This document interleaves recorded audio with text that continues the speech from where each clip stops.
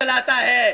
साथियों, इन सरकारों ने, भाजपा की सरकार बुलडोजर की सरकार नहीं, यह आतंकवादियों की सरकार है। अपनी आवाम को गुलाम बनाकर रखा है।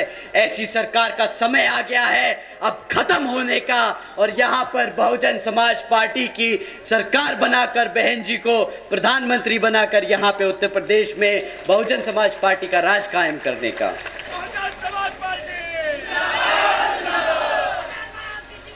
साथियों, अगर हमारी बात थोड़ी ज्यादा छुप गई हो और इलेक्शन कमीशन को लगे कि हमें तालिबान नहीं बोलना चाहिए था या भाजपा को आतंकवादी नहीं बोलना चाहिए था, तो हम उनसे दरख्वास्त करेंगे कि यहाँ उतर के आके देखें और गांव-गांव में घूमें और पता करें कि यहाँ के जो बहन बेटियाँ हैं, जो हमारे युवा हैं, वो किस हालत में जी रहे हैं। वो खुद समझ जाएंगे कि जो हमने कहा वो गलत नहीं, वो सत्य है, वो सच है, वो हमारी आवाम आज जी रही है। साथियों, रोजगार पर एक और टिप्पणी करी थी आदरणीय प्रधानमंत्री जी ने। उन्होंने कहा था कि भाई सरकारी नौकरियां नहीं है तो क्या हुआ, सरकारी नौकरियां नहीं है तो क्या हुआ, भाई पकोड़े तो तल रहा है ना, वो भी तो रोजगार है। अब आप ही बताइए, इतनी पढ़ाई लिखाई कराकर अपने बच्चे को आप पकोड़ा तलवाएंगे क्या? बहुजन समाज पढ़ा लिखा समाज है, वो पकोड़े तलने के लिए नहीं पैदा हुआ है।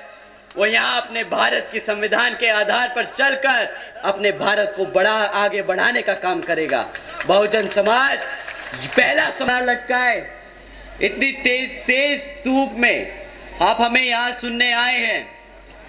हमारी माताएं बहनें जो आज इतनी बड़ी संख्या में यहाँ मौजूद हैं, हमारे सभी युवा साथी जो आज इतनी गर्मजोशी के साथ यहाँ मौजूद हैं, हमारे सभी बड़े बुजुर्ग, हमारे सभी संत, आप सभी को तहे दिल से धन्यवाद कि आप इतनी कड़ी गर्मी में हमें सुन रहे हैं, तो आपको तहे दिल से धन्यवाद। चलाता है।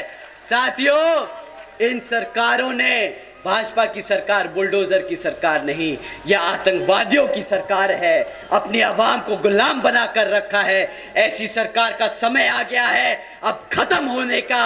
और यहाँ पर बहुजन समाज पार्टी की सरकार बनाकर, बहन जी को प्रधानमंत्री बनाकर यहाँ पे उत्तर प्रदेश में बहुजन समाज पार्टी का राज कायम करने का।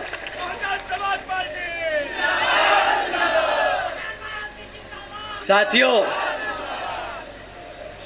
अगर हमारी बात थोड़ी ज्यादा छुप गई हो और इलेक्शन कमीशन को लगे कि हमें तालिबान नहीं बोलना चाहिए था या भाजपा को आतंकवादी नहीं बोलना चाहिए था, तो हम उनसे दरख्वास्त करेंगे कि यहाँ उतर के आके देखें और गांव-गांव में घूमें और पता करें कि यहाँ के जो बहन बेटियाँ हैं, जो हमारे युवा हैं, वो किस हालत में जी रहे हैं। वो खुद समझ जाएंगे कि जो हमने कहा वो गलत नहीं, वो सत्य है, वो सच है, वो हमारी आवाम आज जी रही है।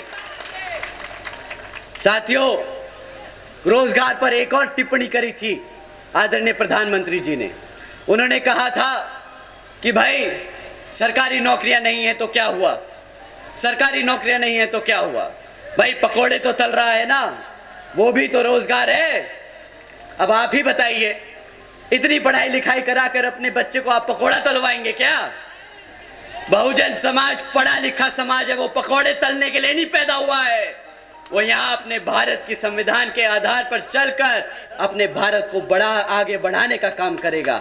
बहुजन समाज पहला सवाल लटकाए, इतनी तेज धूप में आप हमें यहाँ सुनने आए हैं। हमारी माताएं बहनें जो आज इतनी बड़ी संख्या में यहाँ मौजूद हैं, हमारे सभी युवा साथी जो आज इतनी गर्मजोशी के साथ यहाँ मौजूद हैं, हमारे सभी बड़े बुजुर्ग, हमारे सभी संत, आप सभी को तहे दिल से धन्यवाद कि आप इतनी कड़ी गर्मी में हमें सुन रहे हैं, तो आपको तहे दिल से धन्यवाद।